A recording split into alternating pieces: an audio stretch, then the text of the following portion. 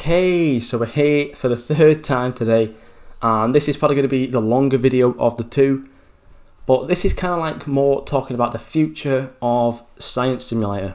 So there has been an announcement on the Discord.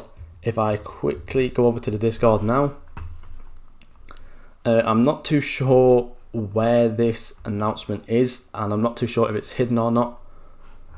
No, it is in the announcements, #announcements chat on the Interbyte Studios Discord server. But it's basically saying, get hype, we have a special event egg update planned for our upcoming update along with the tier pass for the moon. So obviously there is a tier pass coming that has been kind of known since the moon came out. And basically it says we've recreated the event that blew up our game, and that is basically meaning we're getting a Nostalgia 2.0 update, which means that all the really good pets, like everyone's like favourite pets that blew up the game basically, like the robot and things like that, like Wind Up Robot and things like that, they'll all be getting like kind of 2.0 versions of the secrets. And it's kind of just like a way to either try and get the game back up and like high in the player amount again, or it's going to be going out with a blast. So I'm not too sure where it actually says it. It does actually say here, and we plan to go out with a bang by paying tribute. So some people are taking this as the game is going to be finished after this update, because it is going out with a bang, meaning that it's kind of doing its last final huge update. Or it could be just meaning that they're coming out and really going for it and just getting loads of good updates coming out. Not too sure, but what I personally see it as is this is going to be the last major update for the game. Maybe mutations will come back, I'm really not sure at this point, but it does seem like Science Simulator is becoming kind of a secondary project now, mainly because of the new game that they are working on, which is called The Mines. And if you've played the Rumble Studios mining simulator, I do have a video somewhere on my channel about it, but it's kind of similar to that. It's basically a mining simulator game where you go through and you mine stuff. I can actually get up a game information here, so I'll just quickly read through all of this. And yeah, this might maybe be the reason for why Science Simulator might be being put on the back shelf. Not too sure. But it said, pardon me, I'm sorry about the screaming by the way, I have my window open and there's obviously kids playing outside because it's really warm. So I'm sorry if you hear any screaming, I really can't do much about it. But it says here about The Mines. The Mines is a game created and produced by Interbyte Studios.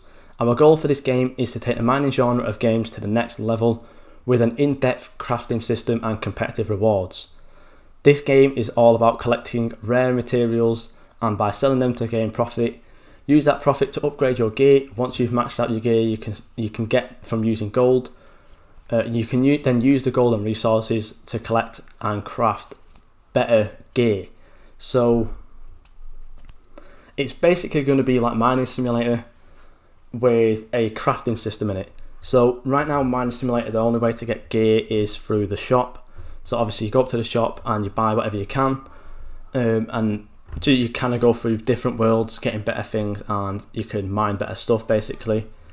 And the only real competitive nature about that is getting on leaderboards. And obviously this one is kind of different because of the crafting system. It's more or less going to be more competitive for who can get the best gear, more or less. And that is what the next thing is about. What kind of competitive promises does this game bring to the table? So it says The Mines, as of right now, has no trading feature, which means that from my last video, people can't be begging for things, which is a really good thing in my books. This means that all players will have to grind individually for their gear and crafting materials. Whilst we're contemplating adding this in the future, the point of the game is to craft the best gear to beat everyone else. The game is intentionally slow paced and grindy, so the people who work the hardest will be at the top. So this means that everyone, or people who are going to play the game the most, grind hardest and things like that, will be at the top. That is obviously the same for every game, but that means that there's not going to really be a chance for people to just kind of push in line. If you come in late, you're going to have to grind really hard to try and get to the top. And if you obviously come in early and you grind hard, you're going to be at the top, basically. So it's as soon as this game releases, more or less you want to be straight on it, trying to get the best gear as you can, and try and get to the crafting parts and craft the best gear as quickly as possible if you want to be on top of the game, pretty much. So it's not going to really be an AFK game. It doesn't seem that way. It seems more like it's going to be you have to play to be on top.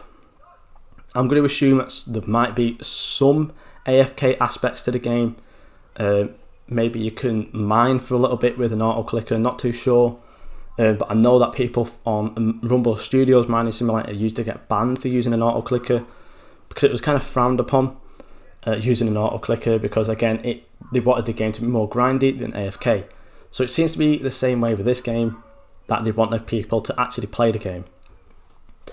Continuing on, it says there are 2 types of competitive leaderboards which grant rewards to top 100 players. So it seems like it could be something to do with eggs, maybe again, and another one to do with mines blocked. That is so stupid. How did I just say that? Blocks mined even in their respective category each week. Again, they're the screaming kids, which is kind of annoying, but oh well. Let me just quickly move closer to my mic so hopefully you can hear me better. And continue on, the rewards will change every 4 weeks like it does in Site Simulator, and this will be referred to as seasonal rewards. So again, it's just the exact same, it seems, like Site Simulator, the exact same boards. Each season will last for 4 weeks, and each competitive board will reset 4 times. So again, every week, just like the Site Simulator competitive boards, every week it will reset, you'll get rewards, and so on and so forth. Meaning that there is a 1 week duration for each of the 4 sections of the season. The rewards for being on competitive leaderboard will increase according to how high you are on the leaderboard. So again, it seems like it's going to be top 80, top 50, top 15 and top 3. The rewards are given out to the players on the competitive leaderboard will be relevant to the leaderboard they were on. For instance, if a player is top 15 on ores mined, then the player will get a boost rewards for mining ores as well as crafting resources. So it seems like there is going to be individual rewards for different boards. So right now on Site Simulator, no matter what board you're on, you get the exact same pets and the exact same boost. But it seems like here there's going to be different rewards for the different boards. So I'm not too sure what the other board could be, but say it is something to do with eggs or getting pets or something like that. I'd assume the other board will have luck, whereas this current board, well, the ores mined board, will have things for doing boost for mining ores as well as crafting resources, which is pretty cool. It says here as well, for the typical update schedule, that there will be updates every 4 to 6 weeks, as it is a slow paced game. Because obviously it is slow at grinding, it seems like it will take quite a while to get through each update as a player. So there's not really going to be any need for updating the game constantly. Site Simulator is a very fast-paced game compared to a lot of games on Roblox, and that's why basically people get bored pretty quickly, because they more or less have done everything in the game by the time the next update's coming around. So this means that basically they can have more detail and more in-depth updates. So they're going to be better updates than they are on Site Simulator as well.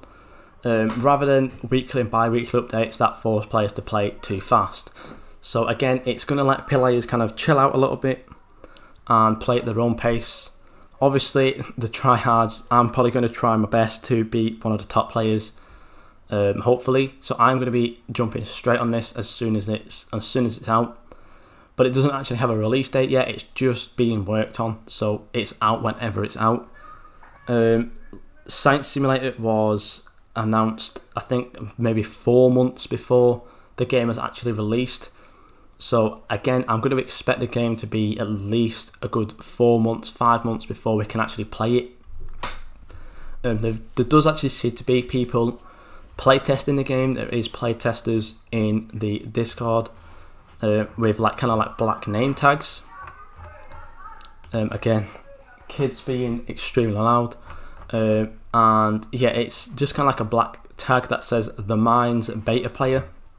Not sure when that was given out. I kind of missed out on that, but yeah, it seems like the game is definitely in the works, and it seems like there's heavy development going on it. But then again, what does this mean for Science Simulator? Not too sure. Another really weird thing for Science Simulator is that the updates log is actually being removed from the kind of like the chat area.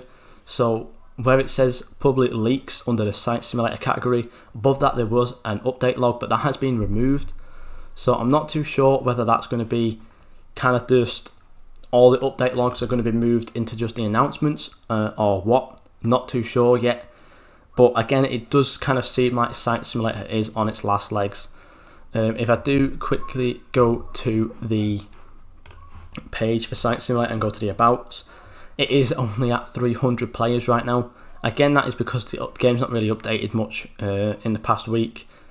But that also does mean the game is kind of dying. It was at about 5,000 at some point when the game was in its prime. And to say that it's at 300 just only 3 or 4 months after that is quite devastating. So hopefully The Mines is going to be way better, and hopefully it's going to keep up its hype. And hopefully the devs can kind of keep some of the promises. Another reason why the game, while Science Simulator is kind of on its last legs, is because some of the stuff the devs have promised has kind of been swept under the carpet and forgotten about. And the main features of the game, such as mutations, has been missing for so long. And I think really at this point it was a bad call to remove mutations. It probably should have been kept in whilst they were working on a new system. Not too sure though. Maybe the game can have a second burst, not too sure. It depends what this update brings. But yeah, it seems like The Mines is definitely going to be the new game for Interbyte, and Science Simulator is more or less on the back foot at this point, on its last legs. I believe the devs even said themselves that clicker games are kind of dying out now. It's the same with Bubblegum Simulator and stuff like that. It just seems like those type of simulators, kind of like clicker simulators, they're kind of finished at this point. Not a lot of people are playing them. Obviously, Bubblegum Simulator still has about 4,000 players. But again, that's a massive difference from the usual 25,000 that it had about 6 months ago. So yeah, it seems like The Mines is definitely going to be the main project from now on. Not too sure when it's going to be released, but yeah, as soon as it is released, I am going to be jumping on it, going straight for the top spots. And yeah, thank you guys so much for watching, and I'll see you all in the next video.